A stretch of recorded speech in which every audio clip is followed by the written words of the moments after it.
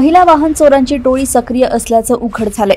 महिलांनी डीमार्टच्या पार्किंगमधून एक दुचाकी चोरली आहे। नंदनवन पोलीस ठाण्यात गुन्हा दाखल करण्यात आलाय।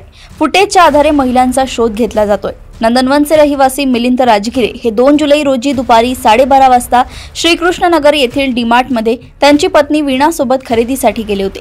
त्यांनी त्यांची दुचाकी डीमार्टच्या पार्किंगमध्ये पार्क केली होती, परंतु मिलिंदने डिक्कीमधून बॅग काढली, परंतु चावी काढायला विसरले।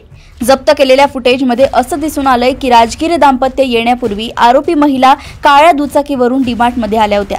त्या काही वेळ पार्किंगमध्ये उभ्या राहिल्या, नंतर डीमार्टमध्ये गेल्या। काही वेळ फिरल्यानंतर त्या बाहेर आल्या आणि डिक्कीला असलेली चावी घेऊन राजगिरे यांचं वाहन घेऊन पळून गेल्या। जाताना गाडीवर 2 महिला होत्या, त्यापैकी एका महिलेने दुपट्ट्याने चेहरा झाकला होता। सुरुवातीला असं मानलं जात होतं की त्यांनी चुकून गाडी घेतली असावी, परंतु घटनेच्या एका आठवड्यानंतर जेव्हा महिलांनी गाडी परत केली नाही तेव्हा ही चोरीची घटना असल्याचं निश्चित झालं। त्यामुळे गुरुवारी त्यांच्या विरुद्ध गुन्हा दाखल करण्यात आलाय। या प्रकरणावरून असे अनुमान काढले जात आहेत की त्यांचे इतर साथीदार देखील आहेत। फुटेजच्या आधारे महिलांचा सक्रिय शोध सुरू आहे।